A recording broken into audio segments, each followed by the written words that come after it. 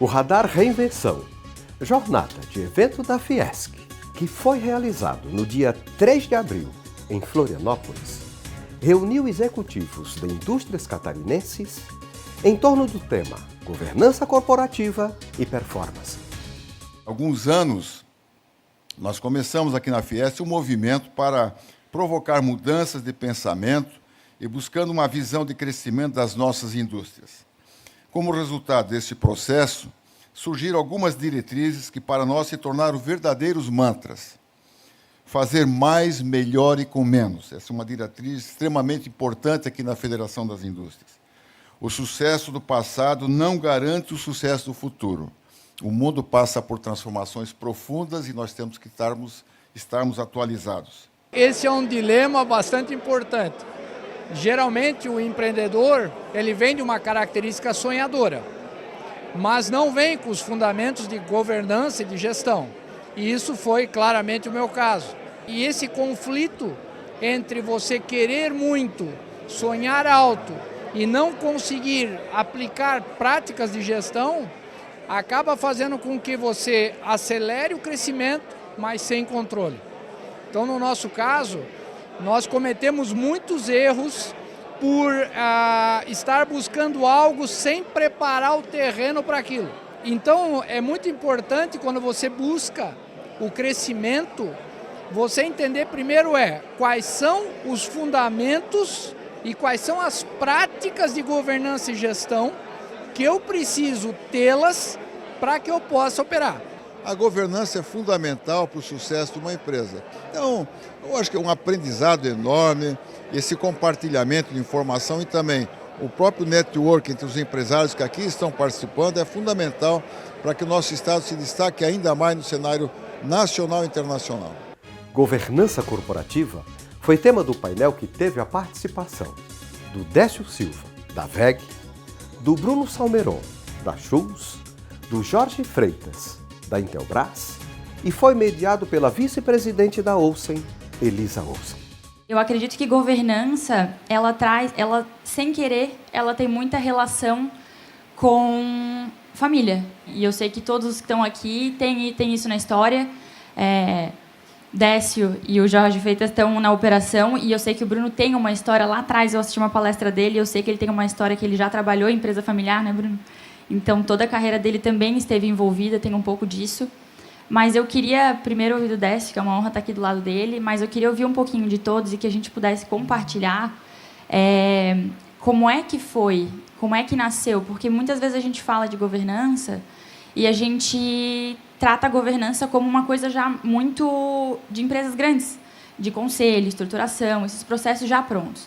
E para o Brasil inteiro e para a grande maioria das empresas, precisa dar o primeiro passo, né? E a empresa familiar tem algo muito pessoal envolvido, que é, de fato, a gente não querer gerar conflito de família, a gente querer que o patrimônio se perpetue por mais anos. Isso acaba motivando a construção de um conselho e de uma governança. Eu acho que o principal é aculturamento da família, né? Nós, os três fundadores, mais ou menos há uns 50 anos atrás, eles estabeleceram um encontro dos acionistas controladores da família. Eu tinha 14 anos, 15 anos, sei lá, desse tipo. Ia eu, minhas irmãs, nós somos uma empresa de 3 famílias, né? Tripartite, é uma dízima periódica, né? E daí eles apresentavam nesses encontros em julho e em dezembro, porque eram férias de julho e as férias de dezembro, vinha todo mundo. Inclusive, o meu pai queria que viesse os neném de colo também. Eles vão aprender por osmose. O presidente apresentava os resultados do ano e depois tinha uma palestra, alguma coisa para aculturar os acionistas. E o principal ponto disso tudo, que foi um consultor, o João Bosco Lodi, que na época, lá 50 anos atrás, que recomendou e eles fizeram. E a principal coisa que eles diziam assim, definir o que é o sócio. Nós temos que, naquele negócio da governança, separar o sócio de quem faz a governança, que pode E deve ser, eu gosto que o olho do dono engorda o boi também. Então, nós, no Conselho da VEG, nós temos um representante de cada família, são 7 o Conselho da VEG, então tem um de cada família, que cada grupo familiar escolhe, mas dentro fomos todos educados para dizer, nós temos que escolher, todo mundo é acionista igual, mas nós temos que, cada família tem que escolher aquele que está mais preparado, por isso se prepara avaliações com consultorias independentes e tal. Porque se tem uma coisa que o acionista tem que saber, eu disse acho que no comecinho, tem que saber quem vai cuidar melhor do meu patrimônio. Que bom quando na família tem pessoas totalmente preparadas, mas isso tem que ser analisado. Então, tem que ter uma cultura de acionista que nós temos que preservar o capital para longo prazo, a crescer, gerar impacto social e tudo mais. Então, temos que ser acionistas responsáveis. Eu diria que nesse tempo todo, eu diria, entre família, né, na família, que o problema todo, a governança é top para deixar um legado de governança, de sucessão, então é o jeito, não tem outro jeito. Mas o começo, o acordo acionista que foi falado aí, não tem jeito.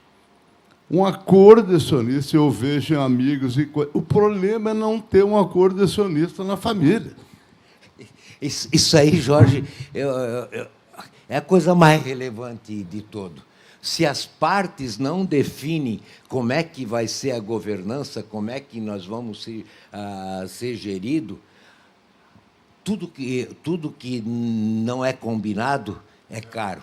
Tudo que está combinado é bem barato. Então, não pensa que os acionistas apoiadores é só olhar, escolheram lá, os acionistas da VEG, vão ver, tem o Cuba agora, tem o presidente do conselho, é o Décio e tal, mas eles têm a missão de ficar vigilantes e fazer a mudança na hora que efetivamente precisa. Esse é o sistema de governança que está estabelecido. E se for fazer 2 mensagens para as empresas familiares, fechadas, de médio porte, 2 coisas. A primeira, os acionistas têm que se reunir, o líder, a geração que está tocando, para fazer um acordo, como o Jorge fez lá muito. O nosso deve ter 40 e tantos anos aí o nosso acordo de acionista, que define todas as regras de governança. E a segunda coisa, cria um conselho de administração, pouca gente, escolha, ou tem 2, 3 acionistas ali que tocam a empresa, escolhem mais 2 que feche o gap. Se os acionistas controlador tem goleiro, tem defesa e tem um meio de campo, escolhe 2 atacantes, ou só tem 2 atacantes e um meio de campo, escolhe um goleiro e um back aí para formar o time. Nós embarcamos nessa jornada na empresa da minha família há mais de 50 anos e é uma jornada contínua. Tá? O Décio explicou muito bem, com renovação, e o que eu estou gostando bastante é essa diversidade que nós temos hoje, essa grande oportunidade. A Tânia é uma grande amiga minha, o Dan Yospe é meu conselheiro pessoal. Então, assim, são figuras carimbadas aí do mercado, né? Mas nós temos aqui na plateia, por exemplo, uma startup chamada Organa. Vou tomar liberdade. Pequenininha, fez lá um serviço e tal. E de vez em quando ele vinha na minha sala perguntar como é que estão as coisas, tal, não sei o quê. Um dia eu falei que estava construindo uma casa, ele falou, quer fazer uma compostagem na sua casa? Eu, quero. E aí eu comecei a perceber o seguinte, o que ele queria mesmo era de pequenos conselhos, tá? Então, assim, a carência, né? E eu percebi aqui no público, eu tenho certeza absoluta que, sem conhecer todos os senhores e senhoras, vocês serão excelentes conselheiros para compartilhar conhecimento com outras companhias. Eu vou tomar a liberdade de comentar o nível máximo de humildade que nós estamos chegando agora nessa nossa geração. A John Deere, que é um big player do mercado de tratores, né? ela percebeu que ela tinha um conselho de administração muito bem estabelecido, tinha um conselho de clientes, tinha um conselho de concessionárias, e há 2 anos montou agora um conselho de fornecedores. Tá? E eu fui convidado como o único brasileiro a fazer parte desse conselho. Eu vou para lá, Décio, eu nem pisco na reunião.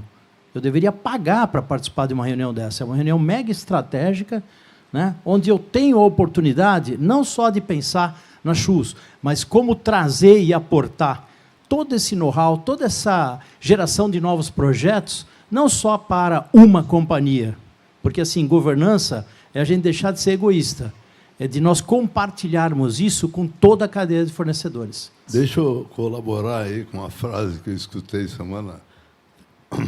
um mês atrás, que eu achei sensacional, eu não sei quem é o autor. Empresas são feitas de gente, clientes são feitos de gente, os acionistas são feitos de gente. Então, quem não entende de gente, não entende de negócio. Eu acho que você falou bem, o Jorge também, nós não podemos nunca esquecer que somos humanos e o outro interlocutor também é humano. Eu acho que tem que ter discussão, isso os 3 fundadores da WEG deram um exemplo muito grande, eles discutiam bastante, mas discutir é para ver diferenças e para achar a melhor solução. A discussão não é pessoal. Não é lavar roupa suja, né? Não é eu ganhei e tu perdeu. A discussão, é o debate, tem que ficar em cima das ideias e não em cima de quem é o dono da ideia. E era 3 acionistas de peso igual, é 33,33. Por causa disso que acho que por essa questão que nós aprendemos a ser tão participativo e tanto dividir, porque ela nasceu participativa, não com um dono que dizer, puta, aqui eu botei o meu capital, eu estou aqui. Era de 3. Então temos que cuidar, tem que debater muito. Eu percebo que hoje as empresas premiadas no mundo, na excelência, qualidade, logística, entrega, relacionamento, isso é default. Todas têm praticamente a obrigatoriedade de ter. Mas eu volto para o capital humano, né? Eu percebo que, recentemente, semana passada, eu estava na Europa, numa convenção de premiar as empresas do mundo, de uma determinada montadora de caminhões, sobre o aspecto de excelência. E me chamou muita atenção, porque eram 10 empresas premiadas, né? E as 10 tinham uma coisa em comum: o respeito absoluto às pessoas. A forma do relacionamento não era um relacionamento estritamente comercial, era um relacionamento que ultrapassa essa barreira. E eu vou dar um exemplo. Uma dessas empresas, ela, talvez no passado, ela nem falaria com outras empresas, vou falar coisa de 5, 10 anos atrás, e durante o evento, né, essas 2 empresas que se falaram muito pouco nas últimas décadas, empresas de 60, 70 anos, eles se conversando, né, disseram, olha, eu estou gostando muito do teu nível de excelência e gostaria de te convidar porque eu acho que, compondo com o meu, nós 2 cresceremos muito. Então, eu tenho percebido assim, que essa conexão dessa nova geração, junto com a abertura dos CEOs de companhia, né, de compartilhar conhecimento, tem agregado muito valor. O painel Referências, Performance nos Negócios, teve a participação da Viviane Lunelli, da Lunelli, de Jaraguá do Sul, do Hugo Schneider, da Caesar, de Joinville, e dos moderadores Alex Marçom, da Neoliderança, e Caroline Maldanger, da FM Pneus, de Maravilha. Eu tenho orgulho de representar aqui uma empresa de um pequeno município, mas é uma empresa que desempenha uma atividade verde, né, que é a recapagem de pneus, e que tem um propósito que tem muito a ver com isso.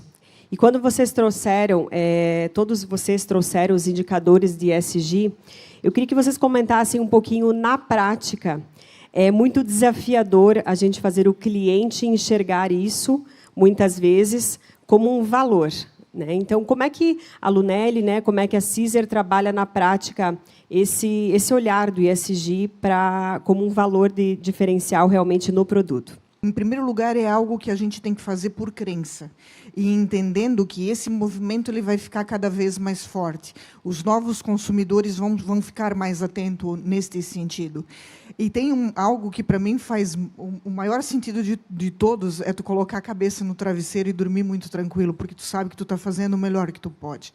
Então, acho que é um pouco disso, assim, de tentar, sim, a levar através né, dos nossos produtos a forma com que a peça consegue se comunicar com o cliente, né, através de um institucional, trazer algumas falas que são importantes para que a gente leve para o consumidor e tente mostrar, mas isso eu acho que é uma questão de tempo.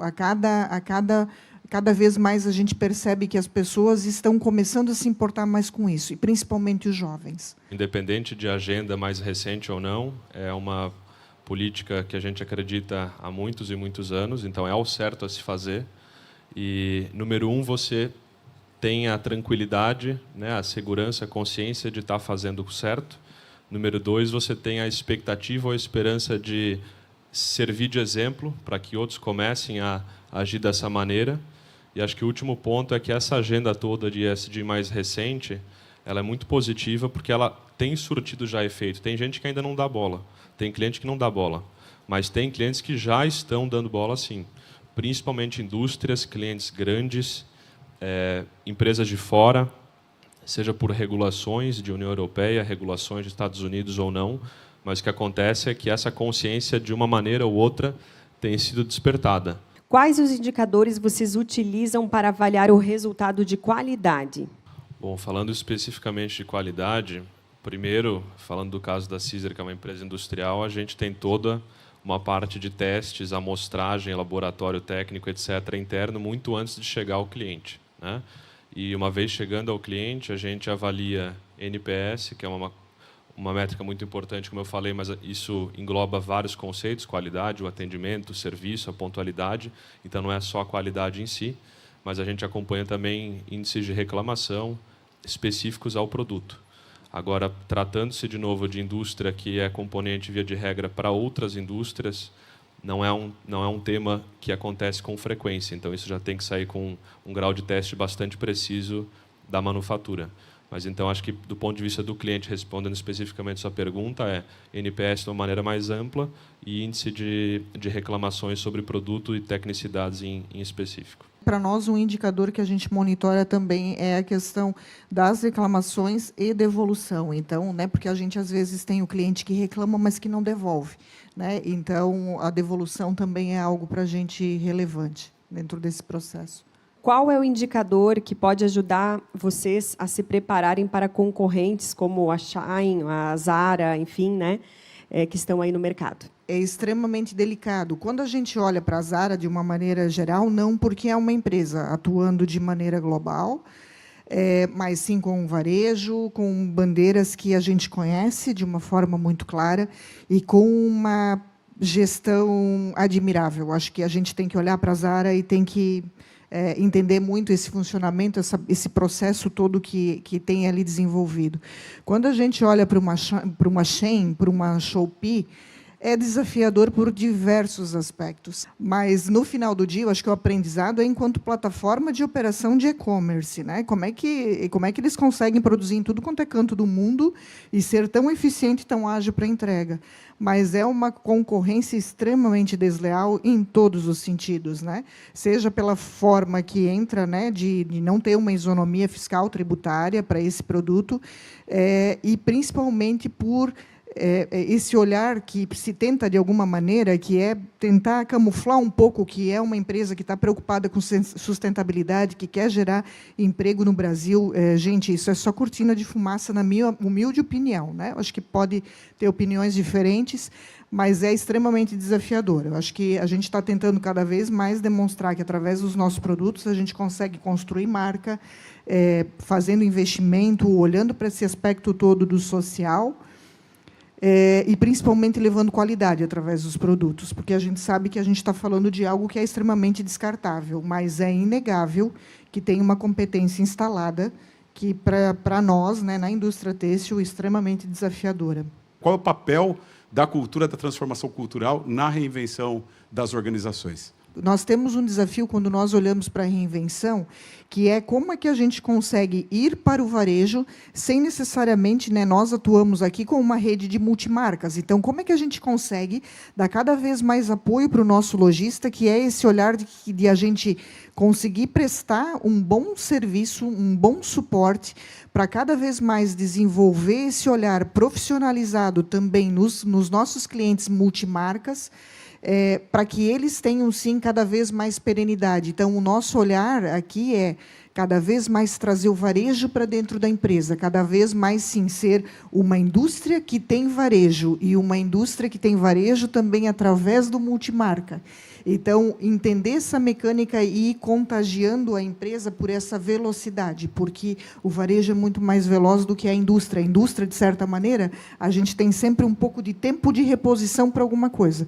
O cliente, quando entra numa loja, se ele tiver o produto ali, está tudo certo. Se ele puder comparar ele numa plataforma digital, está tudo certo. E, se não, ele vai para outro e a gente perde a venda. Então, o nosso principal olhar de reinvenção é trabalhar nessa cadeia e trabalhar a agilidade. E o que eu diria é o seguinte, a cultura ela passa muito por valores, a gente tem uma série de valores, mas talvez 3 sejam fundamentais. O primeiro deles é confiabilidade. A gente é confiável em absolutamente tudo que a gente faz, vende, com quem a gente se relaciona, seja cliente, seja fornecedor, seja sociedade, seja colaborador, em qualquer uma daquelas empresas. Então, confiabilidade. O segundo é eficiência. Então, nenhum dos negócios para de pé a longo prazo se a gente não estiver constantemente em busca da melhor eficiência no mercado. E o terceiro é inovação, se manter relevante, olhando à frente. Então, essa cultura baseada nesses valores, a gente procura valorizar, a gente procura imprimir, tanto nas ações, nos projetos, nos relacionamentos do negócio principal do dia a dia, quanto nessas agendas novas que estão olhando para o futuro. O Radar Reinvenção 2024 foi uma aula magna de gestão empresarial. E você pode acompanhar o conteúdo completo do evento no site da Fiesp.